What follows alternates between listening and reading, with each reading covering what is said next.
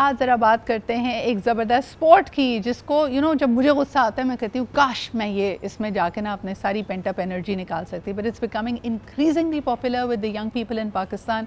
चाहे मर्द हो ख़वातीन हो, किक बॉक्सिंग की जो फ़ैन क्लब है वो बढ़ती चली जा रही है। इनफैक्ट मैं जब ऑफलाइन हमारे आज के मेहमान से बात की थी, उन्होंने कहा आपकी बहुत सारी दोस्तें हैं जिनको हम जानते हैं जो आजकल किक बॉक्सिंग में ट्रेन कर रही हैं।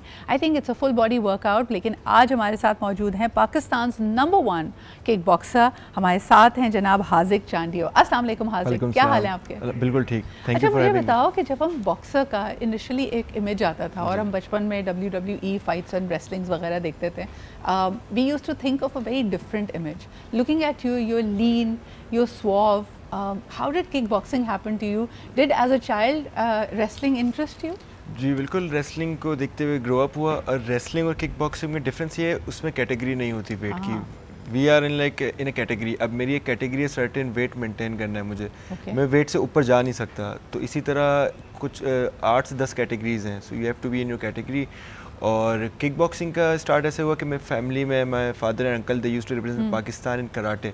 उनको देख के इंस्पिरेशन हुई और बस उसी को और तुमने उसमें सोचा कि यार कराटे में बहुत सारे फैमिली मेंबर्स हैं, मैं किक बॉक्सिंग की तरफ जाऊंगा। बिल्कुल सही। अच्छा जी, बताते चलें कि he is a member of the K7 team और माशाल्लाह रिकॉर्ड बनाया है। 13 इनके पास विन्स हैं, कुछ लॉसेस और ड्रॉज भी हैं, लेकिन इनका एमेच्योर करियर जो स्टैंड करता है इस वक्त 10 विन्स 2 लॉसेस एंड 1 ड्रॉ पे, और प्रोफेशनल रिकॉर्ड है 3-1-0। मुझे बताएं कि what is this K7 that you are a part of? K7 basically मैं अंकल, उनका एक आइडिया था।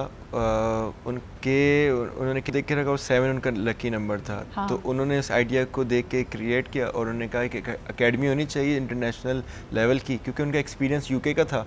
तो उधर देख के इंस्पायर हुए, उन्होंने कहा पाकिस्तान में भी एक किक बॉक्सिंग अकेडमी खोलनी चाहिए। तो अल्हम्दुलिल्लाह कोई 15 साल से अकेडमी है और अच्छे से चल रही है। अच्छा हाजिक, मुझे बताओ कि उर्दू का एक मुहावरा है कि लातों के भूत बातों से नहीं मानते। What does that mean for kick boxers? यानी लातों में कितनी टेक्निक्स और स्ट्रैटेजी होती है। हमें लगता है कि यार लात मारना कौन सी बड़ी बात है, but what is the technique and the intricacy of kick boxing? कुछ रूल्स के बारे में हमें बताएं। इसमें बेसिकली रूल्स होते हैं, सर्टेन एरियाज होते हैं जिसमें आप हिट कर सकते हैं और उसमें आपको ब्लॉक करना भी आता है। इस तरह नहीं है कि आप सिर्फ मारते हैं। एक मार्शल आर्टिस्ट को कम्प्लीटली डिफेंस अटैक दोनों चीज़ें आती हैं। और इसमें आप जैसे ग्रोइन में नहीं मार सकते, बैक ऑफ द हेड नहीं मार सकते। जो आपके बॉडी के नाजुक एरियाज हैं, साइंटिफिकली अप्रूव्ड है ये सारी चीज़ें, और उसके मतलब रूल्स होते हैं और आपको फॉलो करके आगे चलना पड़ता है। अच्छा, एंड डज दैट मीन कि किक बॉक्सिंग में आप हाथों का इस्तेमाल नहीं करते? आप अपने आप को लंच करने के लिए तो हाथ का इस्तेमाल कर सकते हैं, but you don't throw punches? नहीं, किक बॉक्सिंग में कर सकते हो। टाइकोंडो होता है जिसमें आप बता रही हैं, किक बॉक्सिंग में you can throw punch and kick, इसमें कॉम्बिनेशन होता है। ज़बरदस्त। अच्छा जी, अब आप पार्टिसिपेट करेंगे international mix martial arts event, जो कि इंटरनेशनल फाइटिंग टूर्नामेंट है IFT3। Tell me a little bit about that. This is happening on the 17th of August। 17 August in Islamabad. इसके लिए बड़ा एक्साइटेड है क्योंकि इंडिया वर्सेस पाकिस्तान हो रही है, first time in Pakistan history. तो बस मुझे कॉल आई कि आप रेडी हैं, मैंने कहा बिल्कुल रेडी हैं, डन करें। और उसके बाद अल्हम्दुलिल्लाह प्रिपरेशन अच्छी जा रही है और इसके लिए बिल्कुल रेडी हैं और एक्साइटेड है। ये जो ओपोनेंट है उसके बारे में कुछ पता किया है? वो उनका क्या प्रोफाइल है? बिल्कुल, जब भी मैच मेकर हमें अप्रोच करते हैं तो ओपोनेंट्स को बताते हैं दूसरे की डिटेल की, ये ओपोनेंट है, आप इनसे मैच के लिए रेडी हैं और एक्सेप्ट करेंगे तो ही फाइनल होगा। तो हम बिल्कुल डिटेल्स देख के एक्सेप्ट करते हैं और we are ready for it. अच्छा हाजिक, मुझे बड़ा शौक है जब स्पोर्ट्स की मूवीज़ होती हैं ना, उसमें कोच बैठ के आपको कई दफ़ा जब आपकी स्ट्रैटेजी बना रहा होता है, ट्रेन कर रहा होता है, तो आपको बड़े इंसाइट्स देता है। तो क्या आपने भी कभी बैठ के अपने ओपोनेंट की प्रीवियस फाइट्स देखी, उसका स्टाइल समझने की कोशिश की, फिर अपनी कोई स्ट्रैटेजी बनाई? इतना इंट्रिकेट होता है? बिल्कुल ऐसा ही होता है। जैसे ही हमें ऑफर होती है, हम कोच के साथ बैठते हैं, टीम के साथ पहले हम देखते हैं फाइट ओपोनेंट को, उसके बाद एक्सेप्ट करते हैं। इसी तरह स्ट्रैटेजीज बनती हैं, क्या करना है, क्या वीकनेस है, और उस हिसाब से हम प्रिपेयर करते हैं।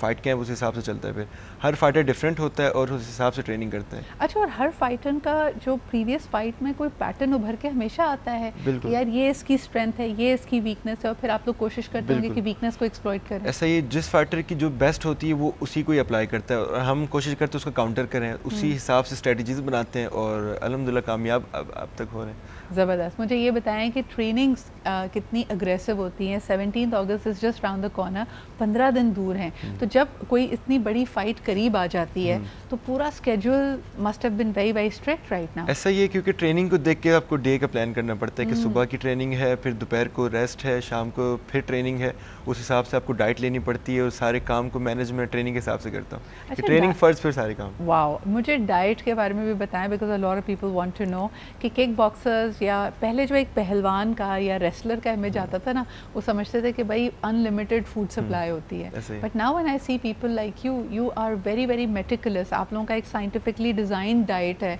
जिसको आप लेके चलते हो। बिल्कुल, जैसे कि मैं अभी जो फाइट कर रहा हूँ, मैं अपनी कैटेगरी में वेट कट करके आ रहा हूँ, तो मैं लेस कार्बोहाइड्रेट्स मोर प्रोटीन उसके साथ मैं चल रहा हूँ और मैं कार्बोहाइड्रेट्स उतनी लेता हूँ जितनी एनर्जी चाहिए होती है मुझे। तो इसी तरह हर किसी की कैटेगरी वाइज होती है डाइट। जैसे अगर ज़्यादा वेट कट करना है तो आपको लेस कार्ब्स हाई प्रोटीन पे आना है, अगर आपका सेम कैटेगरी में कट नहीं करना तो आप कार्बोहाइड्रेट्स बढ़ा सकते हैं। तो उसी तरह कैलकुलेट करके हम। अच्छा, when it comes to protein, like if somebody says कि यार you need 100 grams of protein a day, that's a lot of eggs and a lot of meat. So do you use supplements and उसके लिए बिल्कुल supplements होते हैं, multivitamins होते हैं, काफ़ी सारी चीज़ें होती है क्योंकि इसके अलावा आप ऊपर लेवल पे जा नहीं सकते। एक ऐसा है ना कि आप अंडे और चिकन पे ले लें, ऐसा हो नहीं सकता है। आपको अच्छे लेवल पे जाने के लिए, जैसे विराट कोहली है, आप उसकी देखें तो उसका पूरा डाइट चार्ट बनता है, इसीलिए उसकी परफॉर्मेंस इतनी अच्छी है। आपको मसाला कट करना पड़ता है ताकि आपकी बॉडी की परफॉर्मेंस अच्छी हो और अपना बेस्ट दे सकें। अच्छा, ये मुझे बताएं, ये जो कुर्बानी है अपने टेस्ट बड्स की, ये पूरे साल देनी पड़ती है? या मैं अक्सर सोचती हूँ कि देखें वो लोग जो बॉडी बिल्डिंग करते हैं या अपने फिजिक का बहुत ख्याल रखते हैं, कहा यह जाता है कि वो पूरे साल 6 पैक एब्स बना के नहीं घूम रहे। I mean this has to come in short spans. आपको रेस्ट भी मिलेगा, आप इंटरवल्स में काम करते हो, तो what is that interval like? उसमें आपको डिपेंड करता है। आप जैसे मेरा कैंप था 8 वीक्स का, तो मैं 8 वीक्स में नो शुगर, लेस कार्ब, इस तरह चल रहा था, नो मसाला। अगर मेरा फाइट कैंप नहीं है लेकिन मैं ट्रेनिंग में रहूँगा, लेकिन मैं अपनी डाइट नॉर्मल रखूँगा, क्योंकि आप सालों साल डाइट नहीं कर सकते, क्योंकि हाँ, हर महीने आपका सिस्टम चेंज हो रहा होता है और आपको उस हिसाब से चलना पड़ता है। दूसरी चीज़ें आपको डॉक्टर से रिकमेंड करना पड़ता है, बॉडी दिखानी पड़ती है, बॉडी वाइज चलना पड़ता है, यानी उसकी टेस्ट होता है, उसको आप स्कैन करते हो, कहते हैं कि कहीं, क्योंकि देखिए एक फिजिकली रिगरस एक्टिविटी है और दूसरी तरफ आपका कैलोरिक इंटेक भी बड़ा कैलकुलेटेड हुआ है। Last question, Haziq, is there an age limit या हम कहते हैं कि once a kick boxer for life? Age limit तो होती है इसमें। आपकी जैसे पीक परफॉर्मेंस की एज होती है 20 till 32, ऐसा ही होता है, लेकिन आपका एक्सपीरियंस होता है, आप कर सकते हैं, लेकिन इसमें एज लिमिट होती है। और फिर आपकी मसल मेमोरी भी होती है, लेकिन एज ए स्पोर्ट्स आप कर रहे हैं, कम्पीट नहीं कर रहे, उसकी कोई एज लिमिट नहीं है। आप किसी एज पे भी स्टार्ट कर सकते हैं और कंटिन्यू कर सकते हैं। वंडरफुल। और ख़ास तौर पे अगर ख़वातीन की बात की जाए, मुझे अच्छा ये लगता है कि उनको किक बॉक्सिंग हमेशा as a self defence strategy के तौर पे भी दिया जाता है। Do you think it's really helpful for that? It is, क्योंकि आपको कॉन्फिडेंस आता है। हम ये नहीं सिखाते ख़वातीन को, हमारे पास 50% रेशो ख़वातीन का है। अच्छा। तो लोग ये समझते हैं ख़वातीन आएंगी किक बॉक्सिंग की तो साइज़ में बड़ी हो जाएंगी या स्ट्रॉन्ग दिखने लगेंगी या मतलब अजीब से लगेंगे, ऐसा बिल्कुल नहीं है। उनको अवेयरनेस आती है, उनको कॉन्फिडेंस आता है। एक आता है कि आप मार्शल आर्टिस्ट हैं तो आप पे कोई अटैक होने वाला है, तो आपके सेंसेस इतने रिफ्लेक्सेस तेज़ होंगे, आपको जज कर सकेंगे कि अटैक होने वाला है, आप उसको स्केप करें और निकलें। ख़वातीन के लिए बेस्ट यही होता है, स्केप और निकलें। वल्नरेबिलिटी कम होती है, आप स्केप कर सकते हैं, आप में फुर्ती आती है, और सबसे बढ़कर ये कि इवन एज अ स्पोर्ट अगर आप इसको पिक करें, ख़ास तौर पे 30-35 की उम्र के बाद आप देखेंगे कि बहुत ज़्यादा हार्मोनल चेंजेस आते हैं, तो आपकी बॉडी में से लीच आउट करता है कैल्शियम, और उस वक्त the only way to stay healthy is to have a little bit of strength training and resistance. और अगर आप किक बॉक्सिंग की बात करें तो उसमें आप बॉडी वेट्स के साथ काम करते हैं, तो it's excellent for you. Thank you so much Haziq for being here. All the very best of luck for the big fight, और इंशाल्लाह ताला तुम जीत जाओ तो हम तुम्हें दोबारा बुलाएंगे और उसके बाद साथ में सेलिब्रेट करेंगे।